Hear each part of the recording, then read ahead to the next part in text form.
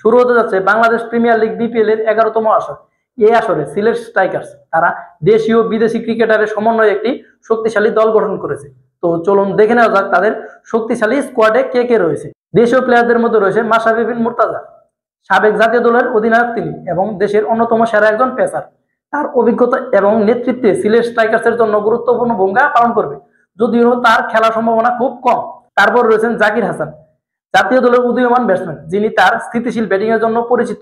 এরপর রয়েছেন জাকির আলী অনিক, সিলেটের স্থানীয় উইকেট কিপার এবং ব্যাটসম্যানের দায়িত্ব পালন করবেন তিনি, যার দ্রুত রান সংগ্রহের ক্ষমতা রয়েছে এবং যা দলের জন্য খুব মূল্যবান। এরপরে রয়েছেন রনি তালুকদার। রনি তালুকদার একজন আক্রমণাত্মক ওপেনার যিনি পাওয়ার প্লেতে দ্রুত রান তুলতে পারেন, যা দলের জন্য খুবই ভালো। এরপরে যিনি থাকছেন তিনি হচ্ছেন তানজিদ হাসান সাকিব। তিনি একজন তরুণ পেসার যার গতি এবং সুইং দিয়ে ব্যাটারদের চাপে রাখতে পারেন। এরপর রয়েছেন আলামিন হোসেন, তিনি একজন অভিজ্ঞ পেস বোলার যার ডেথ ওভারে বোলিং দক্ষতা দলের জন্য গুরুত্বপূর্ণ হবে। এরপর রয়েছেন আরাফাত সানি। আরাফাত সানি একজন বাঁহাতি স্পিনার যিনি তার বৈচিত্র্যময় স্পিন দিয়ে ব্যাটারদের বিপাকে ফেলতে পারেন, যা দলের জন্য খুব ভালো একটা দিক। তারপর থাকছেন আরিফুল হক। আরিফুল হক একজন অলরাউন্ডার যিনি মিডল অর্ডারে ব্যাট করে এবং দলের প্রয়োজনে তিনি পেস বল করার সক্ষমতা রাখেন। এরপর থাকছেন রুবেল মিয়া। রুবেল মিয়া একজন তরুণ পেসার যার গতি ও লাইন লেন্থ দলের বোলিং আক্রমণে শক্তিশালী করবে।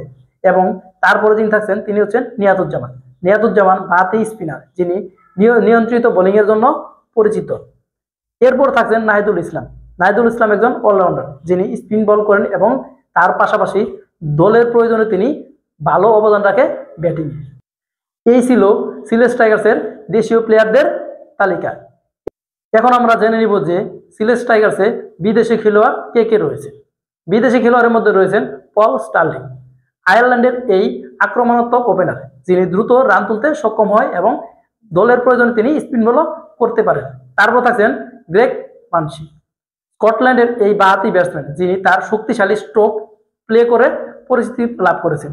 এই ব্যাটারও এবার সিলেট স্ট্রাইকারের জন্য অতি গুরুত্বপূর্ণ একজন ভূমিকা পালন করবে।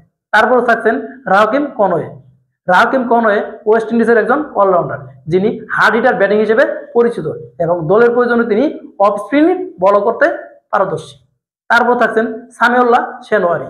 সামিউল্লাহ শেনওয়ারি তিনি আফগানিস্তানের একজন মিডল অর্ডারের ব্যাটসম্যান যার অভিজ্ঞতা ও স্থিতিশীল ব্যাটিং এর দলের জন্য গুরুত্বপূর্ণ রাখবে।